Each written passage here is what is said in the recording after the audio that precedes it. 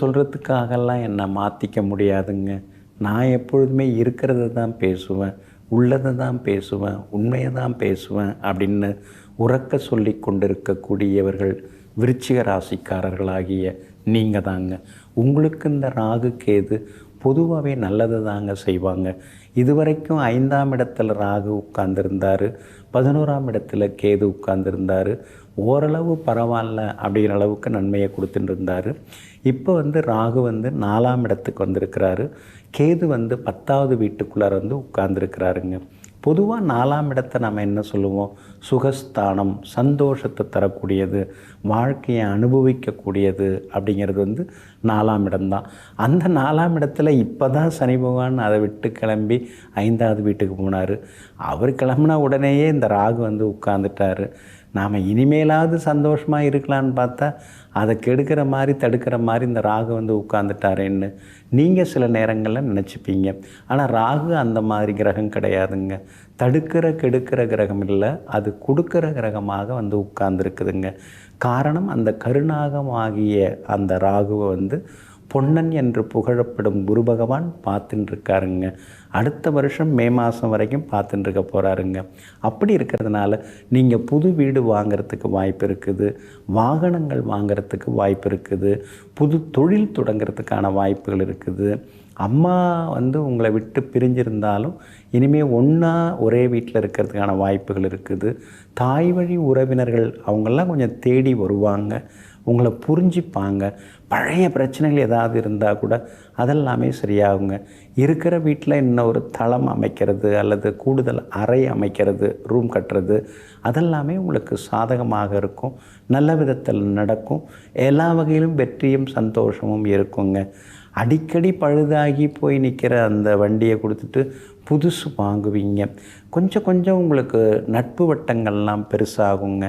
அதே மாதிரி இலவசமாக சில பழக்க வழக்கங்கள் வர்றதுக்கு வாய்ப்பு இருக்குது. அந்த மாதிரி கூட பழக்க வழக்கங்கள் வந்தால் மட்டும் அதை கொஞ்சம் தள்ளி வச்சுறது ரொம்ப நல்லதுங்க. மற்றபடி ஊர் பொது காரியங்களை முன்னால் நடத்துவீங்க, செல்வாக்கு அதிகரிக்கும், எல்லா வகையிலும் வெற்றி உண்டுங்க. 10வது வீட்டில் கேது உட்கார்ந்துருக்கிறதுனால உத்தியோகத்தில் நீங்கள் கவனமாக இருக்கணுங்க. உத்தியோகத்தில் வேலை சுமை இருக்கும். அதாவது நடக்கிற அந்த அநியாயத்தை தட்டி கேட்க போனால் உடனே மேலதிகாரிகள் கோவப்படுவாங்க. அதெல்லாம் அப்படி தான் வருஷம் அப்படி தான் நடந்துட்டுருக்குது. நீ இப்போ உட்காந்துட்டு அதெல்லாம் மாற்ற நினைக்காத, உன் வேலையை பார்த்துட்டு போ அப்படிம்பாங்க. அதனால் சில நேரங்களில் அலுவலகங்களில் உத்தியோகம் பார்க்குற இடத்துல நடக்கக்கூடிய சில சம்பவங்களை நீங்கள் தட்டி கேட்பதனால உங்களுக்கு மறைமுக எதிர்ப்புகள்லாம் வரத்துக்கு வாய்ப்புகள் இருக்குதுங்க. அதே மாதிரி உத்தியோகத்தில் வேலை சுமை அதிகரிக்குங்க. நெருங்கிய நண்பர்கள் உறவினர்களாக இருந்தாலும் கொஞ்சம் இடைவெளி விட்டு பழகினீங்கன்னா நல்லாயிருக்குங்க. வியாபாரம் உத்தியோக வகையில் இந்த 10ஆம் இடத்துல இருக்கக்கூடிய கேதுவால் சின்ன சின்ன தடங்கல்கள் ஒரு பக்கம் வர்றதுக்கு வாய்ப்பு இருக்குது. இருந்தாலும் அதையும் தாண்டி விடாமுயற்சியால் நீங்கள் ஜெயிச்சு காட்டுவீங்க. குடும்பத்தில் கணவன் மனைவிக்குள்ளார ஈகோ பிரச்சனை வர்றதுக்கு வாய்ப்பு இருக்குது. அதை கொஞ்சம் தவிர்த்துட்டிங்கன்னா இன்னும் கொஞ்சம் நலமாக இருக்குங்க. மற்றபடி இந்த ராகு கேது பயிற்சி உங்களுக்கு மிகப்பெரிய வளர்ச்சியை கொடுக்கக்கூடியதாக இருக்கும். அதாவது உத்தியோகம் வேலை பார்த்துட்டு இருந்த ஒரு சிலர் சொந்த தொழில் தொடங்கிறதுக்கான வாய்ப்புகள் இருக்குது. வாடகை வீட்டில் இருந்த சிலர் சொந்த வீட்டுக்கு போகிறதுக்கான வாய்ப்புகள் எல்லாமே இருக்குதுங்க. எலக்ட்ரானிக்ஸ் ஐட்டம், பெரிய டிவியாக வாங்கி வீட்டில் வைக்கிறது, லேப்டாப் மொபைல் ஃபோன் புதுசு வாங்கிறது, அது மாதிரி எலக்ட்ரானிக்ஸ் ஐட்டம்லாம் நிறையா வாங்கக்கூடிய வாய்ப்புகள் இருக்குதுங்க. மகளுக்கு திருமணம் கூடி வர வாய்ப்பு இருக்குது. அதனால் திருமணத்தையும் கோலாகலமாக நீங்கள் நடத்தி முடிப்பீங்க. எப்படி பார்த்தாலும் விருச்சிக ராசிக்காரர்களாகிய உங்களுக்கு, அதாவது தேல் ராசியில் பிறந்த உங்களுக்கு, பாம்புகளாகிய கருநாகமாகிய ராகுவும் செந்நாகமாகிய கேதுவும் நிச்சயமாக நல்லதையே கொடுக்குங்க. மேலும் உங்களுக்கு நல்லதெல்லாமே நடக்கிறதுக்கு ஆம்பூர் போங்க.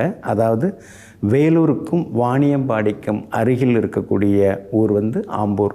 அந்த ஆம்பூரில் ஸ்ரீ அபயவல்லி சமேத ஸ்ரீ நாகரத்ன சுவாமியாக அங்கே சிவபெருமான் காட்சி கொடுத்துட்டுருக்காருங்க. அந்த ஸ்ரீ நாகரத்ன சுவாமிகளை சென்று தரிசனம் செய்துவிட்டு வாங்க. அதே மாதிரி காலணி, துணி இதெல்லாம் தானமாக கொடுங்க. இந்த ராகு கேது பயிற்சி அமோகமாக இருக்குங்க. உடனுக்குடன் செய்திகளை தெரிந்து கொள்ள சன் நியூஸ் பெல் ஐகானை கிளிக் பண்ணுங்க.